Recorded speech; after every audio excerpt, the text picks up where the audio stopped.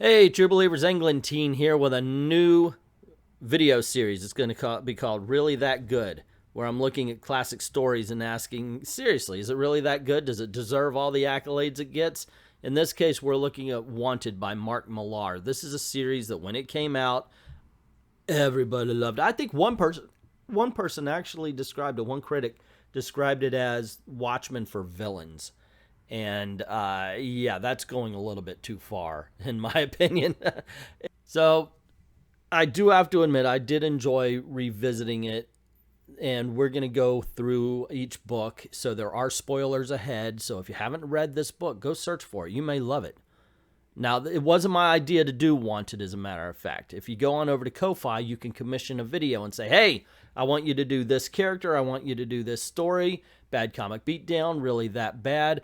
There are other categories as well, such as comic book origins, comic books were better, where you get to control how this channel runs. You could say, hey, I want you to do that particular character, that particular story, and comic book origins with the minority characters are really that good. Either way, it's up to you. In this case, Chrononaut, thank you very much, picked Wanted. Like I said, I was very happy to go through this book again and find out the things I did and didn't like. And with all that aside, let's get this party started. Starting off in issue number 1, of course, I usually talk about the covers, but come on, there's not much to it. It's a character with the 3 creators at the bottom of the thing. It's not very exciting covers on these books. So we are introduced to Wesley. Well, first we get to see his best friend is having sex with his girlfriend. And then for the next 2 pages, we're told about how much of a loser he is. And this is a problem with the Wanted series. It's very repetitive. There's a lot of times where you'll get a few pages that really all it does is repeat the same information over and over and over again. And then, of course, it cuts to his dad, and we meet him, and he is basically filming a couple of gay guys because he wants to appreciate when he has sex with women more. And there's an assassination attempt on him, and so the dad goes after the people who are trying to kill him. It's actually a pretty cool scene, especially when you realize he's sticking to a wall using Spider-Man boots, and there's a lot of callbacks like this throughout the entire series. In this particular moment, of course, the Spider-Man, and he gets to and he kills some of the people who tried to kill him, only to find out that they were a distraction, and kablowie, there goes his head, he's dead. They cut to the funeral, where I swear to God, the first page of it, you get no important information except a little bit about the fox and how she really respects the father, and maybe she's been banging him. But then they're like, oh, wow, who's going to get his amazing fortune? It's filled with riches, and I wonder who's going to get it. Well, it's going to be Fox, right? No, it's going to be Wesley, but we don't hear that right now because we're still busy on the I'm a Loser scenes that we got to the first 2 pages of. Well, 3 if you count the opening thing where the girlfriend's banging the best friend. But then in walks Fox. Finally, let's move this story along. She's meeting up with him. She says, nah, you're not going to get your usual lunch. And today you're coming with me. And he goes, what? Why? And she ends up killing everybody in the building. Awesome scene. Okay, fine. And then she's driving away. And he's like, you're going to get caught by the cops. And she tells him about the fraternity. And I know your dad. And he was a fraternity of, in a fraternity of supervillains. And she takes him to her headquarters. And in all honesty, this is where the book kind of picks up because it begins world building. We meet the professor, we meet Fuckwit and all the other different villains and such, and we kind of get an idea of the world that is beneath our world, working in the shadows, as they call it, as the book goes on. And that, I think, is the big strength. I didn't like this book too much when I first read it, but there were merits to it. I have to admit that, and this is one of the biggest merit. This is one of the best things about it, is that it created this. Mark Millar created a really cool world for these characters to inhabit. Unfortunately, and I mean this, read some of the dialogue back and forth, and it's hard to tell what character is saying what. Now, granted, there are some. Of course, right now, Wesley is a student. Therefore, he's nervous, so he's not who he will become. But ultimately, that's what ends up happening. Of course, this is the scene where, like, if you don't shoot the wings off the flies, I'm going to kill you. And finally, in desperation, he does fire, and we find out he actually, in his head, or in his blood, as they say, he is the killer's son, and he's got these superpowers, his deadly accuracy and such like that. And that's pretty much the ending of the first book. And once again, like I said, the world building, when it starts, it's great. Otherwise, it really is just a lot of repetition. And I think that keeps the first issue down. Okay, like I said, the covers aren't much. Mark Millar, J.G. Jones, Paul Mounts, it's Fox. Okay, let's go. But, oh my gosh, the first 2 pages are just repetitive of, 5 pages in the first book? We get it. He's living the life of a loser. But, thankfully, we don't get too much of it. This page right here, and all of it really is leading to something. At least I could say that with all honesty. And that's this page where finally he's had enough of his boss, and he calls up Foxy. He says, "That's it, I'm done, man. Make me a supervillain." So she says, "Only if you stand up, yell, fuck you all, and you quit in a big, loud, and boisterous way."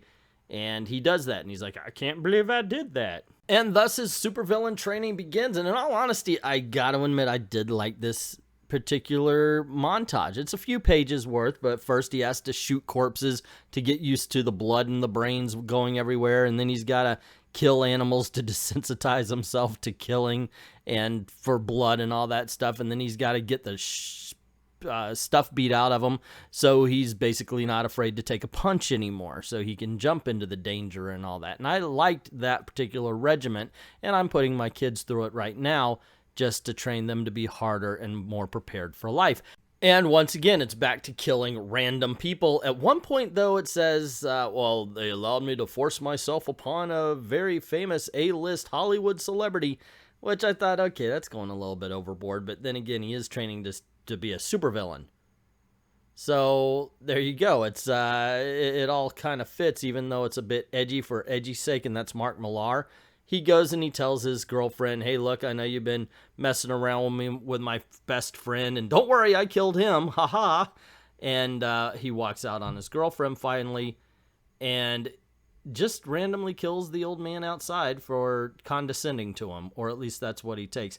I like these scenes. I like these scenes because, once again, he's learning how to be a supervillain. Not a tough guy, but an actual supervillain. So even if you're made to feel uncomfortable, good.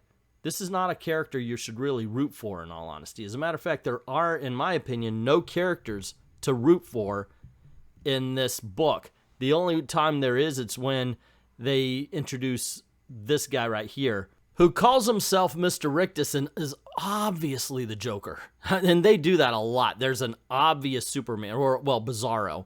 There's an obvious Batman. There's an obvious Superman in this. There's an obvious Clayface. And that is done over and over. The Clayface is called Shathade. I can't really say the name, but you kind of get it if you understand the spelling of Shathade. And we meet the Council of Five. And once again, this is just world building. I like the world building in this story, even though over and over again, repetitive. I do like getting the origin, and that's one part. This is what this book is all about right here. Let's introduce you to the Council of Five. Let's introduce you to the world underneath where we're all supervillains. You'll see us in our costumes, so you can kind of get an idea of who we are, because we're basically derivative of the more famous Marvel and DC heroes. And here's the origin of how we took over the world. And it's basically the villains teamed up. And if you think about it, there's like 10 or 12 villains, major villains, for every one superhero. So yeah, that kind of makes sense. And of course, the professor shows off that he's got not Superman's cape. Yeah, I told you, a lot of it's really derivative. It's just part of it. But anyway, that's how the book at number 2 ends. How did I like this one? Yeah, I actually like the second book better than the first. It's not as repetitive, and it's more world building, which I already mentioned is the strong suit of the series. Okie doke, so we have issue number 3, same as the other two, Mark Millar, J.G. Jones, Paul Mounts, but it's the professor, and the first issue, or the story here, is called Super Gangbang, and it begins with a question. So they're on this mission, and we find out that they're here to steal an irradiated condom. Obviously, it's glowing green, so it's a kryptonite condom made to destroy this universe of Superman. But this universe of Superman is killed by Wesley shooting him. With what? See, later you have a Superman-level villain not being affected by Wesley's gun. So how is he able to kill this Superman and the Wonder Woman, who also is killed in this one, so easily? Never brought up. It's just these super guns he has, which lets him just tear through everything. That's one of the biggest problems with this particular book, in my opinion. And I'm sorry, that's one of also the problems I can't get past. So we do get to meet some of the characters. In this case, we get to meet the doll maker as well, and we find out that he does make toys, and he tells his wife he's a toy maker, but he's out a lot, so his wife thinks he's screwing around and that Wesley's an alibi for him to do that. But really, we're just meeting him so we could feel better, or we could feel worse when, of course, the inevitable happens. And we're told that Wesley is going to be security detail for the professor when he goes to meets the council. I think they're called the Council of Five or something like that. And it was supposed to be the Fox. Yeah, the Council of Five. And it was supposed to be Fox, but she drops out. So yeah, suspicious. And we see the meeting. And the council talks a little bit about, business as usual, but then they want to take a vote because a couple of them are tired of working in the shadows. They want to be supervillains again, where they're trying to destroy the world. And a couple of them are like, wait a second, we are making tons of money, and if we do this, if we take over the world, it's going to kind of attract the superheroes from other dimensions that are going to come over and stop us, and they don't want to deal with it. I like this aspect of it. At least it shows, hey, these guys are smart. These guys are really taking care of business. And of course, they vote the same 2-2. Nothing happens, but then we find out that Mr. Rictus is going to have a hit on the professor and the American villain crew. And Shathade here kills the professor. And that begins the wars.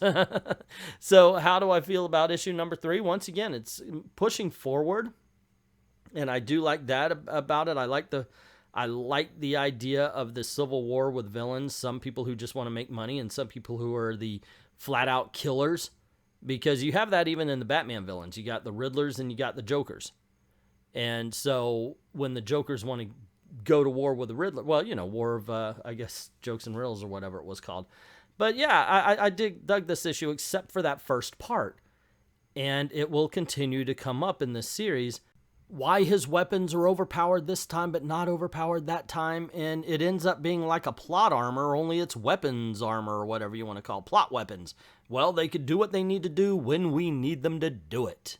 Same thing with the covers of issue number 4. It's just the kids from the doll maker and all that kind of stuff. And we open the book, and they're actually telling a really cool story about the very first quote-unquote supervillain gang, and they just meant with a gimmick and everything. In this case, they're naked bandits, because nobody would be able to pay attention to their faces because they were looking at other parts. And I like the fact that Wesley goes, so what stopped them? Closed circuit TV. That makes sense. I dug that. Most of this book is watching Rictus go through and basically take out the professor's crew. But this first part, we learn that Wesley was bored one night, so he decided to go into a police station and kill everybody. And then he was like, I didn't feel anything. And he says the problem is being ultra evil all the time is not fun. Why just be a jerk because you can be a jerk? And this is what he's doing right here is he's creating a reason for you to get behind him. He's got a moral center somewhere behind that, and therefore you've got to like him and not like the Rictus crew, even though they're all just horrible human beings. And really, in any other movie or show or book, we would not mind if this particular crew died or got killed by the hero or protagonist of the story. The best part is, of course, the doll maker right here, and that is because we met him, we met the wife, and he actually has a little bit of a respectful moment with Rictus until he discovers that Rictus killed his family and he sicks all the dolls on him. It's just that's what this book is. Like I said before, it's really just him and Fox in the room. Everybody else is being killed, and when they finally come to kill Fox and Wesley, once again the guns do everything. Now at least the Clayface character's like, you think I can't put myself together from a bullet wound? And so they grab a whole bunch of bleach, and I really appreciated. That's how you take care of Shathade. Seriously, that's good. That was a good point right there, and they just kind of bleach him into the toilet. So good points on the thinking there.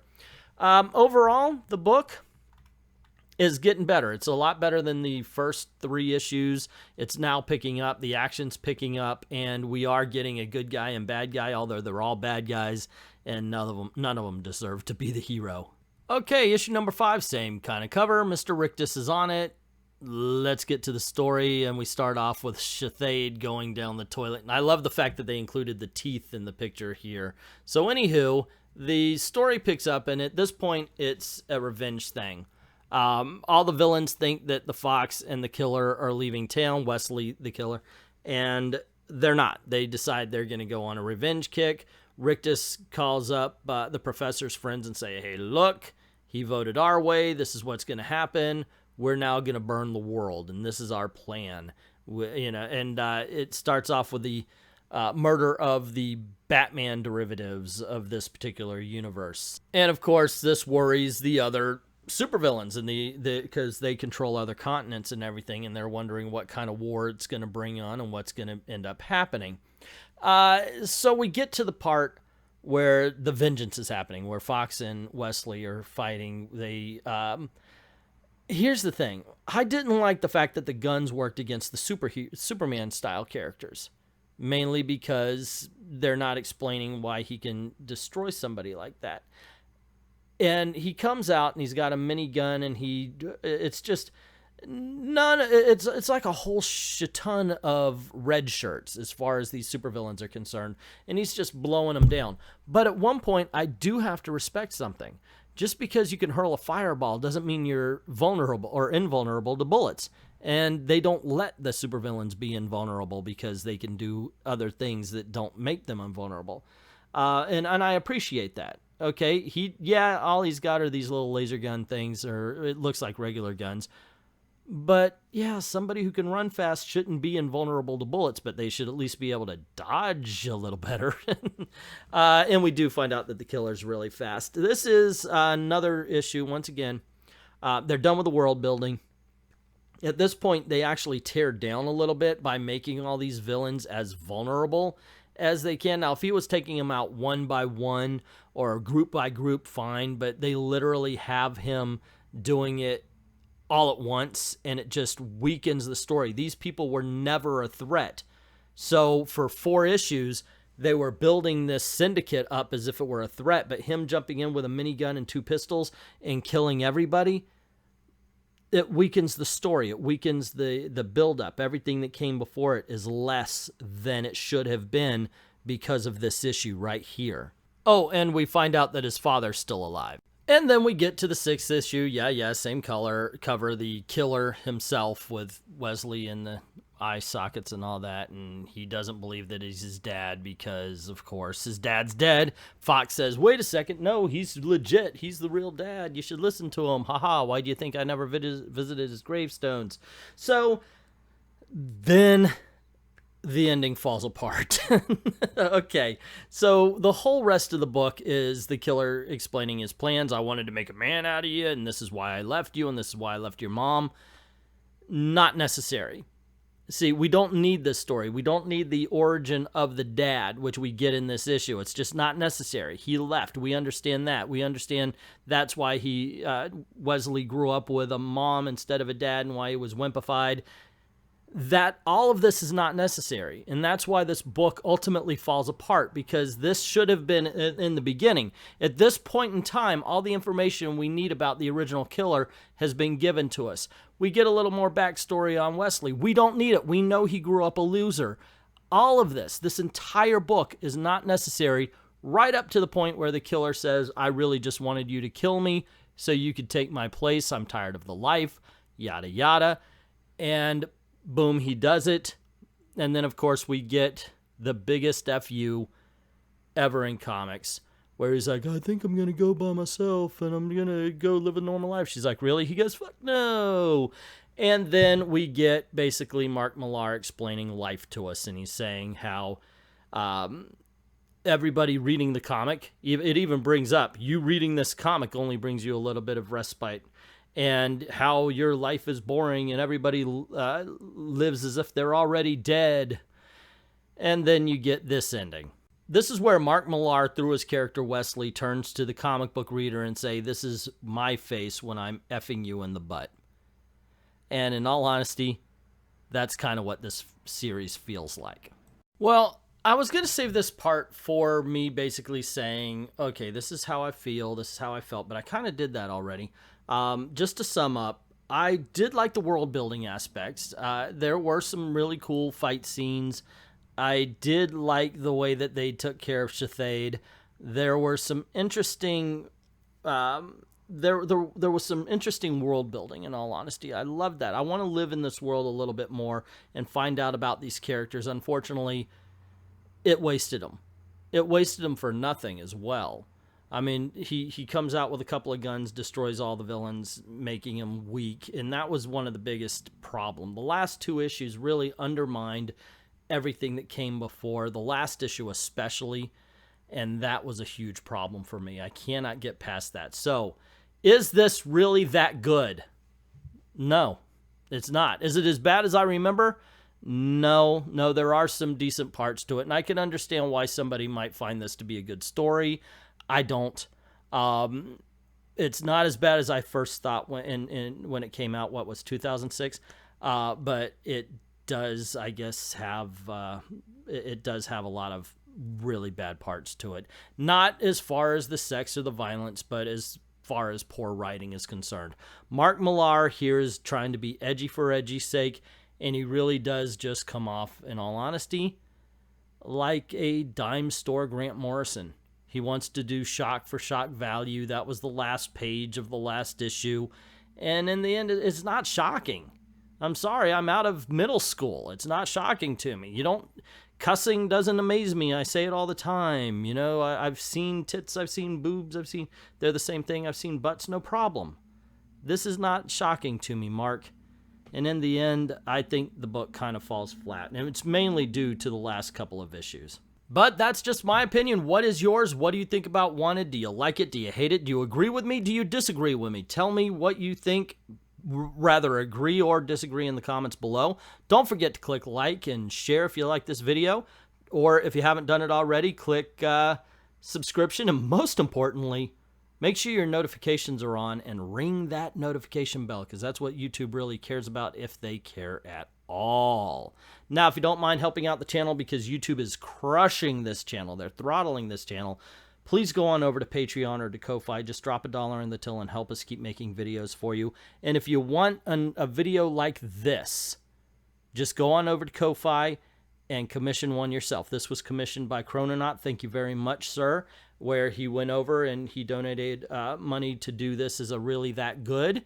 I certainly appreciate that. You could go over, choose whatever category and whatever character or storyline you want, and yeah, as you can see, I will do it. And if it's a harsher book like Boys, I will try to work my way around it. I'd like to thank everybody who's already done that, and to everyone, all of the true believers, thank you very, very much for watching.